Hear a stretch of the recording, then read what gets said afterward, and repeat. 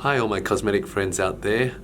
I'm going to be answering some posts today from our Facebook page, and we have one from RJ Hogan who asks about her skin pigmentation. She's got some pigmentation on her face and shoulders, and she's had 8 Rev Light laser treatments. I'll tell you about that in a minute. And she hasn't had much results. She's also wondering if Fraxel or carbon dioxide laser would be better.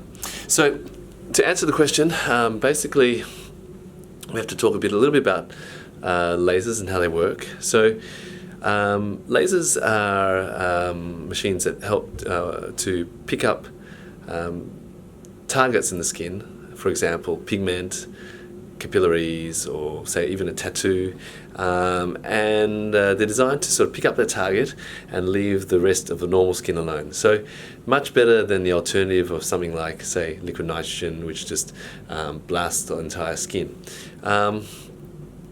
The way they work is through a process called selective photothermolysis. And look, basically what that means is you have to get the right laser wavelength, the settings, the energy, the depth, and all these factors, and things like pulse width, how long the laser's fired for. And when you get all these factors right, it can pick up a certain target in skin and leave the normal skin alone. It's quite amazing that way, because you can be very, very specific to what you target in the skin. So it's like this: if you have a car park with black and white cars and it's a sunny day, the black cars are going to get hotter a lot quicker than the white cars. The white cars will reflect light and heat a lot better than the black cars. So lasers are able to do that, except obviously it's a much more specific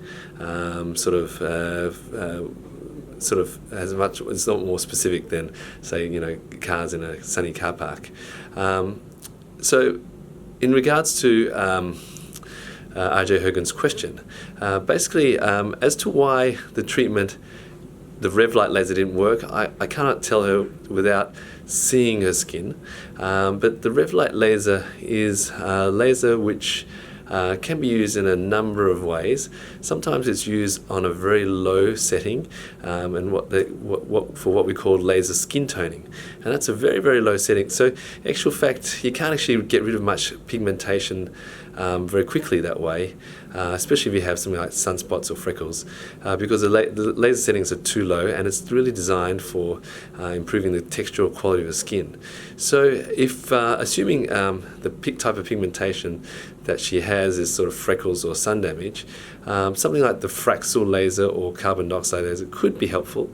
The Fraxel laser is a laser which resurfaces the skin by heating up columns of water in the skin in a fractionated way. So in other words, it doesn't treat the whole skin, but is excellent for treating freckles and for general skin tone and texture. So Fraxel laser is good. It's a little bit of downtime associated with it, about 5 to 7 days usually, and after that, the skin looks quite fresh. The CO2 laser, on the other hand, is another really strong laser, which is actually one of the strongest lasers we have. It is attracted to water and skin very highly, and literally is so highly attracted to water that it takes a layer of skin off. So you actually lose the top layers of your skin, and the skin regenerates after about a couple of weeks. So it's a lot of downtime associated with that, and usually on the body it's not recommended. On the face you can have it, but usually we reserve this laser for patients with more wrinkling or more quite severe sun damage.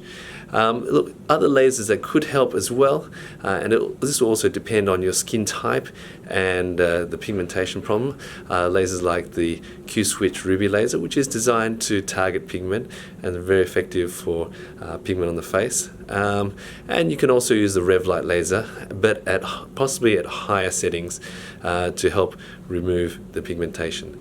So, in answer to your question, I hope that answers your question, RJ Hogan, and I'll be putting some more Facebook posts up asking you for more questions that I can answer, and hope to talk to you again in the future.